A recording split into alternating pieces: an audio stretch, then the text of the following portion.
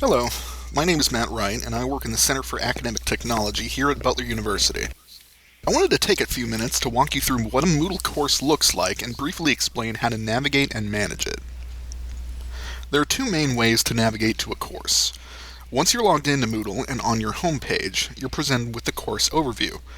Using the filter drop-down menu at the top, you can select the semester or category of the course you want to see. Choose the course you want to go to in order to be taken there. Alternately, you can use the navigation block to access your courses no matter where you are in Moodle. Open the My Courses drop-down, open the drop-down for the semester you want to see, and then select the course you want to be taken to. When you get to your course, you'll see that it's laid out in a 3-column format. On the left, you'll find the navigation and administration block, just as you would on any other Moodle page. Similarly, the menu bar across the top for Moodle, academic, and tech support resources is also always present. On the right, you'll find specific blocks for managing your course.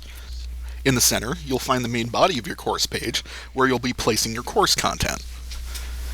Importantly, you'll find the Turn Editing On button in the upper right. Use this button to edit your course. You'll need to have editing turned on to add or remove content, and many of the functions I'm going to describe today require that editing is turned on. On the left, the navigation block is a tool you can use to travel both within and between Moodle courses. You can navigate to particular parts of your current course, switch to a different course, or go back to the front page of Moodle. Just below, the administration block will give you fine control over whatever you're working on. It works contextually. If you're looking at a course, it'll show you course settings. If you're working on a particular activity, like an assignment or a quiz, it'll give you tools to administrate those activities in particular. On the right, you'll see the default set of blocks every Moodle course comes with. You can add or remove blocks at will if there's functionality you need or don't, but new courses come with some of the most useful blocks. The first is the Quick Sets block.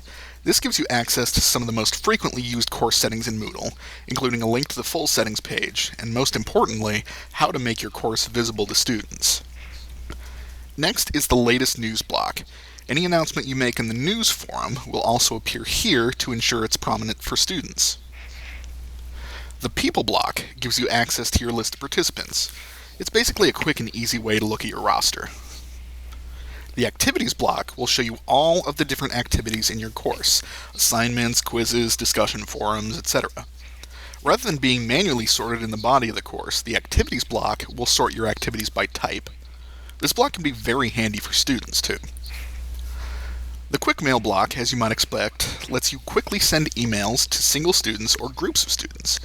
It can also be used to email the whole class, but it's probably a better idea to use the news forum I mentioned before, which sends students an email while also keeping an instance of the message in the course. The Online Users block will show you what users have been viewing this Moodle course in the last 5 minutes. If you need a quick snapshot of how many of your students are looking at your Moodle course at any given time, this can give you a rough idea. Finally, the Panopto block can connect your Moodle course to Panopto, which is Butler's content capture solution for recording lectures and other videos. Contact the Center for Academic Technology if you're curious about using Panopto. Now I'll turn your attention to the main body of the course. You can see that there are 16 sections. Given that there are 16 weeks in a semester, you're provided 16 sections to start with if you'd like to order your content by week. Of course, you're not confined to 16 sections. You can add or remove sections by specifying how many you want in the Quick Sets block. These sections are collapsible. You can open them or close them to see their contents or just their titles, and you can even toggle all of them at once. In addition, you can also rename your sections. By default, they'll be called Section 1, Section 2, etc., but you can click on the gear icon to rename them. Once you're on the configuration page, uncheck the Use Default Section Name box and provide a new name for the section. Make sure to save your changes. You'll also have noticed a number of other buttons near your sections. The light bulb icon lets you highlight a section. This will change the color of it to draw attention to it. Conversely, the eyeball icon will let you hide a section from students. It doesn't delete the section, but it does make it invisible to students. You can also change the order your sections are in by using the 4-way arrows. Click and drag them to move them around, and let go once the preview of their destination looks correct. Nearly all of the editing tools you can use for sections can also be used for blocks. Click the gear to open a menu that will allow you to configure, hide, or delete a block.